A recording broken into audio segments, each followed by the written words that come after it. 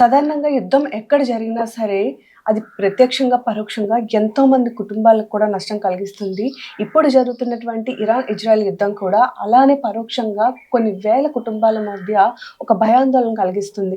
ప్రస్తుతం సీమెన్స్‌గా శ్రీకాకుళం జిల్లా నుంచి సీమెన్స్‌గా వెళ్ళినటువంటి వాళ్ళందరూ కూడా ఎన్నో షిప్‌లలో అక్కడే చిక్కుకొని ఇంకా బయటకు రాని సందర్భాలు కూడా ఉన్నాయి.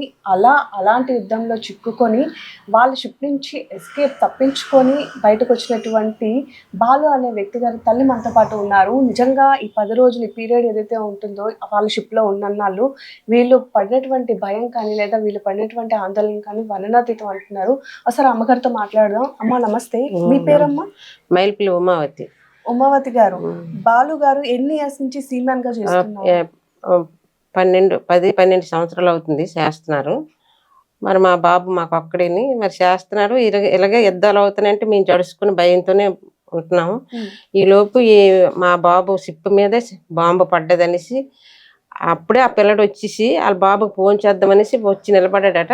ఆ బాంబు వచ్చి పడ్డము మనిషికి ఎవరు ఎక్కడికి వెళ్ళిపోయారు. అది షిప్లో అవన్నీ చల్లా సిదిరైపోయి వీళ్ళు కూడా ఇదైపోయి ఆ కళ్ళు కనిపించి ఎవరు ఎక్కడున్నారో పొగ మంటలు. అప్పుడు ఏడ్చేసారట. అప్పుడు అలాగా ఇంకా ఉంటారు కదా క్యాప్టెన్ అంటాను, వాళ్ళందరూ చేరి వీళ్ళందరికి బాయిలర్ షూట్లు ఎట్టిచ్చిస్తే అవి పట్టుకొని నీటిలోకి గెంతేశారు. గెంతేసిన తర్వాత మళ్ళీ ఆ తర్వాత ఏదో షిప్ వచ్చి వీళ్ళకి కాపాడి ఇంకో షిప్లోకి ట్రాన్స్ఫర్ చేసి అప్పుడు దుబాయ్ పోర్టుకి అక్కడికి పంపించారు. పంపించిన తర్వాత అక్కడి నుంచి ఫోన్ చేశాడు అనమాట మా బాబు. అదే చేసి అమ్మ నేను బాగానే ఉన్నాను, మా షిప్లోనే అందరూ బాగున్నామని చెప్పాడు. ఇలాగ జరిగిందని చెప్పలేదు. మా షిప్కి ఇలాగ ఇదైతే జరిగింది కానీ అందరం బాగున్నామని చెప్పిన తర్వాత సరేలే అదే సంతోషము నేను అనేసి అనుకున్నాను. అనుకున్న తర్వాత వారం 10 రోజులు ఏడ్చాడమ్మా ఇంత పెద్ద గండం నుంచి బయటపడ్డాడు. మా బాబు ఏడ్చాడు. ఎప్పుడు కూడా అటు కళ్ళంటే నీళ్ళు రావు.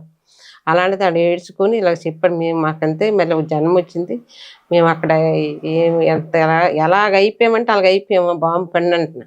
మరి ఇంకెక్కడ వాళ్ళ షిప్ మీద పడినప్పుడు సముద్రం మధ్యలో ఒక్కొక్కరు జడిసిపోయి ఆ సౌండ్కి ఆ మంటలకి పొగ ఇవన్నీ దాటుకొని అలాగ ఇచ్చేసారు. ఆ తర్వాత కొంచెంసేపటికి ఇదంతా అయిపోయిన తర్వాత మళ్ళీ ఎవరు ఎక్కడ ఉన్నారని వీళ్ళందరూ ఎత్తుక్కున్నప్పటికీ అందులో 4గురికి ఫుల్ దెబ్బలు తగిలి మళ్ళీ ఇంకొక కుర్రోడికి ఆ వాయిలేరు ఎవరు ఆ అబ్బాయి కనిపించట్లేదండి. మళ్ళీ వీళ్ళందరూ ఎత్తుకున్నప్పటికీ ఆ అబ్బాయి కనిపించకపోతే మళ్ళీ ఎత్తుకున్నప్పటికీ చాలా లోతులోకి షిప్లోనే ఇవన్నీ వెళ్ళిపోయి మనిషి కనిపిస్తున్న దగ్గర తీయలేక అన్నీ ఇనపసామలు కదా మరి అవి తీయలేక ఉన్నారనేసి వీళ్ళు ప్రాణాలకి కాపాడుకుంటారు అనేసి వచ్చేసారనమాట. వచ్చేసిన తర్వాత నా పోర్ట్లోకి పంపించారు. అక్కడే అప్పుడు కంపెనీ వాళ్ళు వెళ్ళి వాళ్ళకి మాట్లాడారు.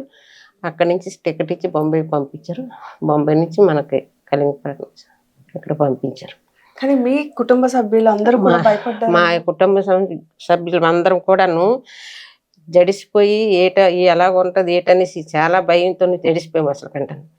అయితే మరి మాట్లాడిన తర్వాత బాగున్నారని తర్వాత మరి ప్రశాంతంగా ఉన్నాం. గతంలో కూడా అంటే ఈ ఏరియా కలింగపట్నం ఏరియా ఏదైతే ఉందో ఇక్కడ ఎక్కువ సీమాన్స్ ఫ్యామిలీస్ ఉంటాయి విన్నాము. గతంలో కూడా ఇలాంటి యుద్ధాల సమయంలో కానీ లేకపోతే ఇతర ఇంకేమైనా సంఘటనలు జరిగినప్పుడు ఇట్లాగే భయపడేవాళ్ళు. ఇలాగే భయపడేవారు. మరి అప్పుడు యుద్ధాలు వాళ్ళ మీద ఎవరికి పడ్డది ఏటో నాకు తెలియదు. కానీ యాక్సిడెంట్లు అవుతాయి షిప్పుల్లోనే.